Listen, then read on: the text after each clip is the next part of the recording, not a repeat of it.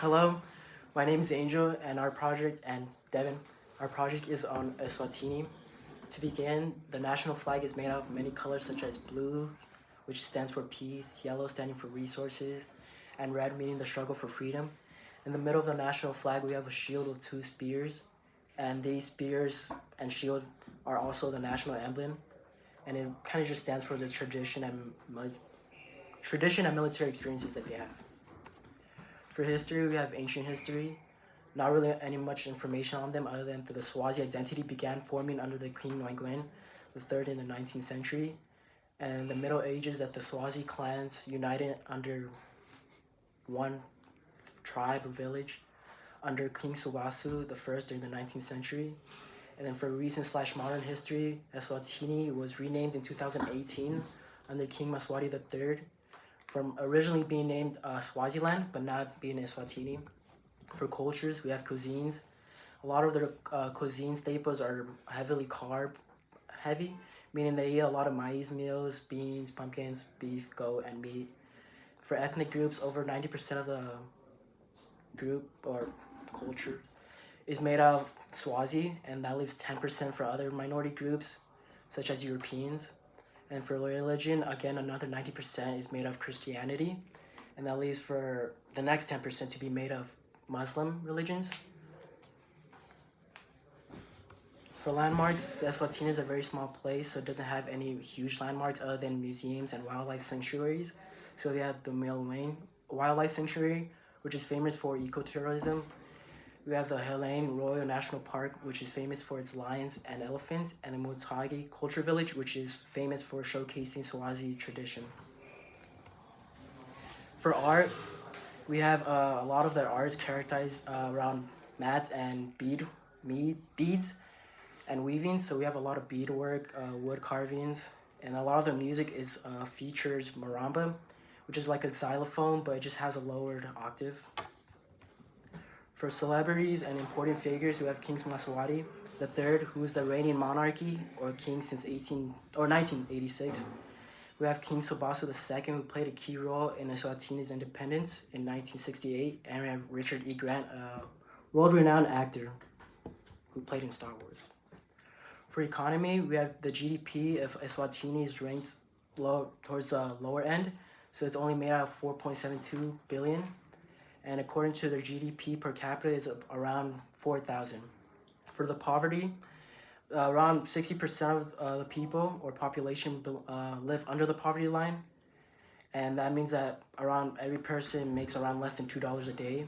For the literacy rates, it's around 90%, and there's not different between the men compared to the women literacy rates.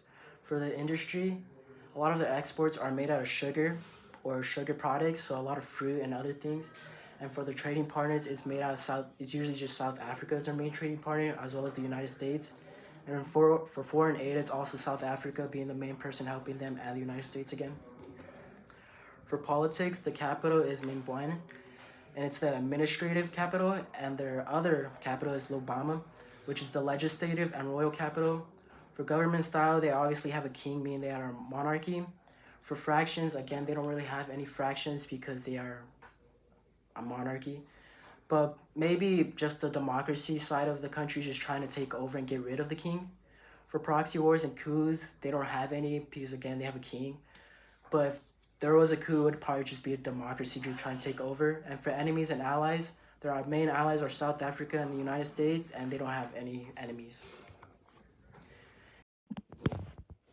Some Eswatini major obstacles would be the HIV epidemic, and they face severe public health crisis, and like they have the highest rate of HIV and AIDS in the world. Some context to that is that Eswatini has a limited sexual health education, especially in rural areas. Also, they have inadequate access to sanitation and healthcare services, and they have a lack of resources to the healthcare system.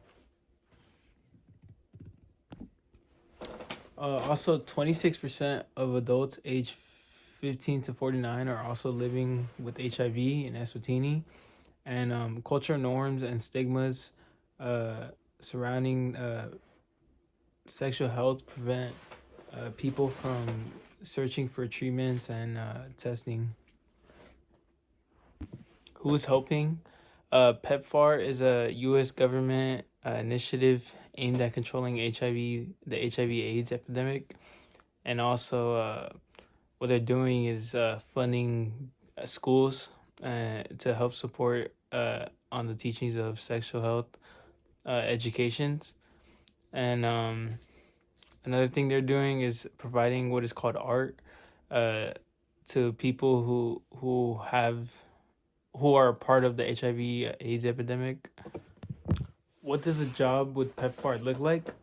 You gotta have good, strong communication skills and leadership abilities, and also be familiar with the HIV/AIDS related healthcare problems and practices. Some cultural sensitive and experience working in African communities.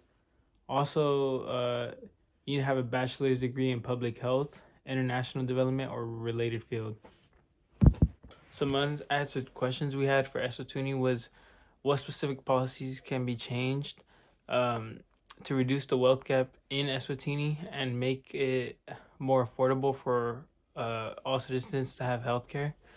And also, another question was how can healthcare systems in rural areas be improved without requiring excessive reliance on foreign aid?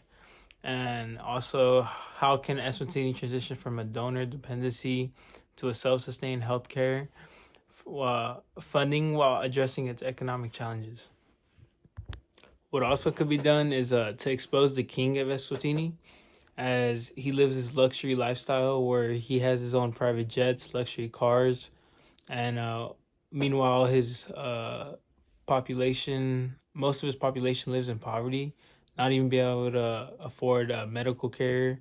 And so the impact of this is that the health budget is insufficient, and to meet the demands of HIV/AIDS epidemic, leaving many citizens without access to proper treatment or education.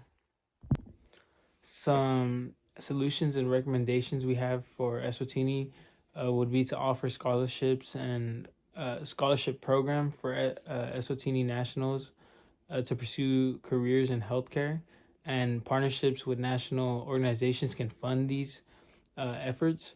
Also, would be to address the stigma and cultural barriers in Eswatini, and also the cultural and stigma around HIV and AIDS really prevents many individuals from going out to seek help and find treatments. And these are the sources we use.